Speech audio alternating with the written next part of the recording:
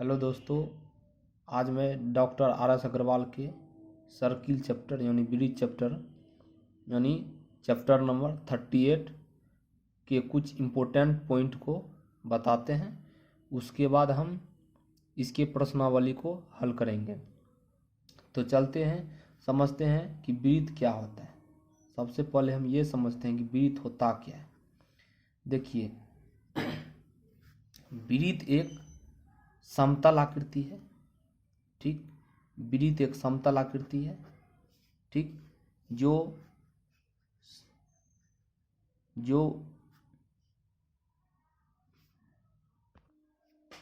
Centre से equal distance होता है परिधि का। तो समझते हैं अब ब्रीथ में कुछ इम्पोर्टेंट पॉइंट। देखिए, ये एक ब्रीथ है जो एक समतल आकृति है। इसके एक केंद्र में सेंटर होता है, ये सेंटर होता है। ठीक, जिसको हिंदी में केंद्र कहते हैं। उसके बाद ये जो लकीर हम मतलब इस लाइन पर जो मेरा कलम घूम रहा है, ये पूरे ये इसको परिधि कहते हैं। ठीक, और इसको अंग्रेजी में सरकमफ्रेंस कहते हैं। ठीक, उसके बाद ये जो केंद्र से परिधि तक का जो डिस्टेंस है, ये डिस्टेंस यहाँ से यहाँ तक का जो डिस्टेंस है, ये डिस्टेंस इसको कहते हैं त्रिज्या। ठीक, जिसको इंग्लिश में हम रेडियस कहते हैं। उसके बाद ठीक, उसके बाद एक अलग फिर चित्र बनाते हैं, उसमें थोड़ा गिजमिज आ जाएगा, गड़बड़ आ जाएगा नहीं तो। ये जो एक परिधि से दूसरे परिधि तक का डिस्टेंस और वह सेंटर से गुजरे। ठीक, ये जो लाइन हम खींचे, इस लाइन को हम व्यास कहते हैं, वृत्त का व्यास। ठीक, इसको अंग्रेजी में डायमीटर कहते हैं। ठीक, उसके बाद वृत्त के परिधि के एक बिंदु से दूसरे बिंदु को मिलाने वाला रेखा जीवा कहलाती है। ठीक, जो केंद्र से गुजरता है वो भी जीवे होता है, लेकिन वृत्त का सबसे बड़ा जीवा होता है, जिसको हम व्यास कहते हैं। ठीक, इसका नाम है जीवा, इसका नाम है जीवा। ठीक, अब देखिए,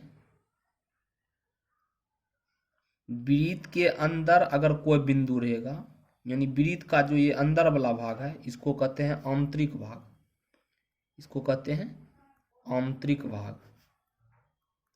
और ये बाहर जितना बिंदु रहेगा उसको कहते हैं, ये सब हुआ बाहरी भाग, यानी इसको कह सकते हैं बाह्य भाग।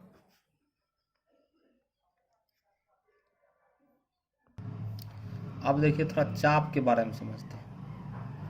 ठीक, देखिए, वृत्त का कोई भी भाग चाप हो सकता है, लेकिन अगर देखिए ये क्या है, ये वृत्त का ये अर्धवृत्त हुआ, ये अर्धवृत्त हुआ।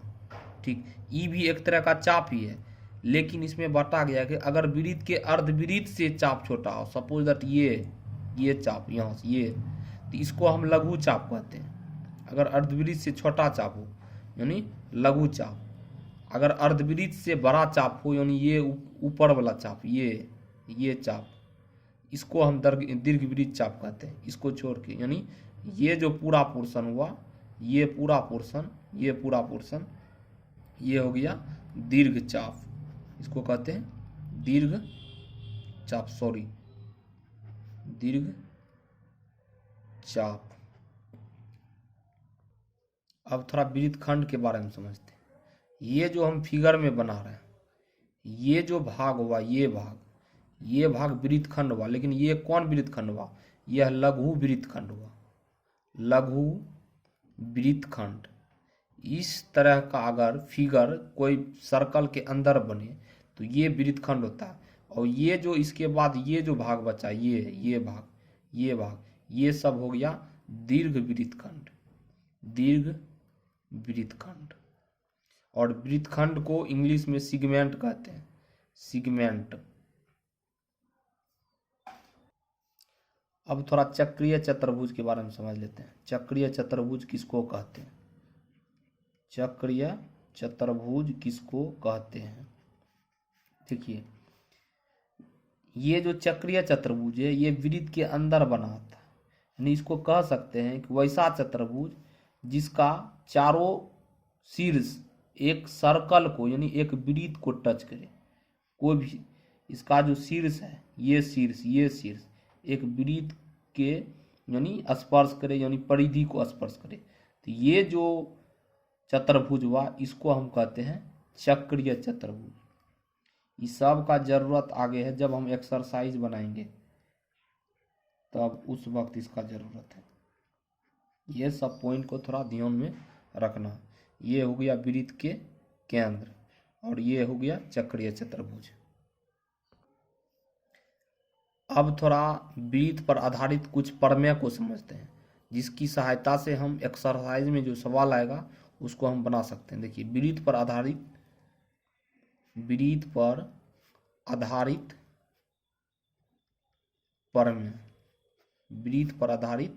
प्रमेय। देखिए इसमें तो बहुत सा प्रमेय है, इसे एक हम पॉइंट बाय पॉइंट बोल देते हैं। हमने एक नंबर हम प्रमेय में अपने अनुसार बना लिए। एक नंबर में हम जो प्रमेय बोल रहे हैं कि अगर कोई वृत्त है, ठीक, इसमें अगर दो समान जीवा है, ठीक, ये दो समान जीवा के द्वारा अगर कोई केंद्र पर कोण बन रहा है, केंद्र पर ये दो समान जीवा के द्वारा, तो ये जो कोण हुआ ये कोण इक्वल होगा। यानी कहने का अर्थ हुआ अगर ये 20 डिग्री है तो ये भी 20 डिग्री होगा। यानी कहने का अर्थ हुआ कि दो समान जीवाएं केंद्र पर समान कोण बनाती है। यानी अगर ये 20 है तो ये भी 20 होगा, ये 40 है तो ये भी 40 होगा, ये 50 है तो ये 50 होगा। यानी इसका प्रमेय कह सकते हैं वृत्त की दो समान जीवाएं केंद्र पर यानी वृत्त के केंद्र पर समान कोण बनाती है।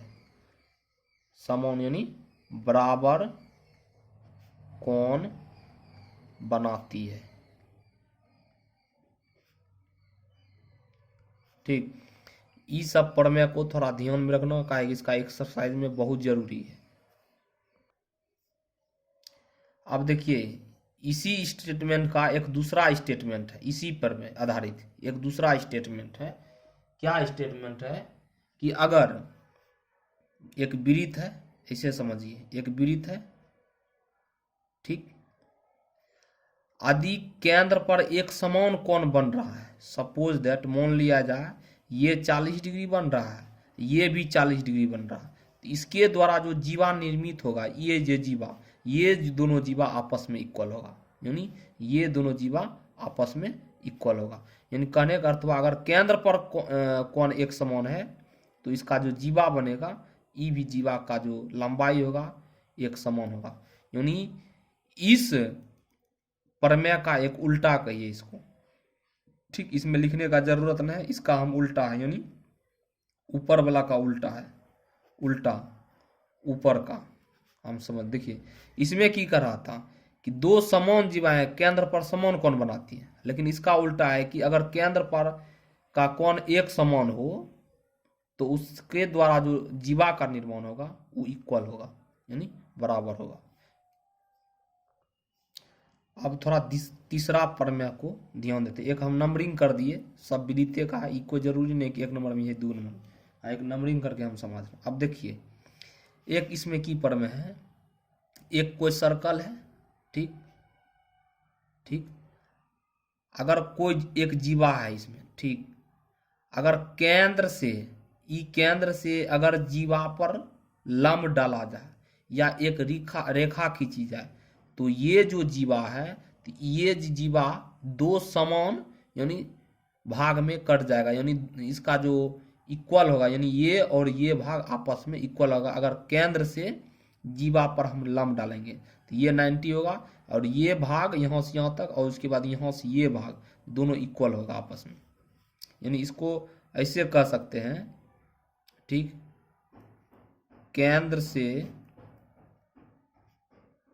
केंद्र से जीवा पर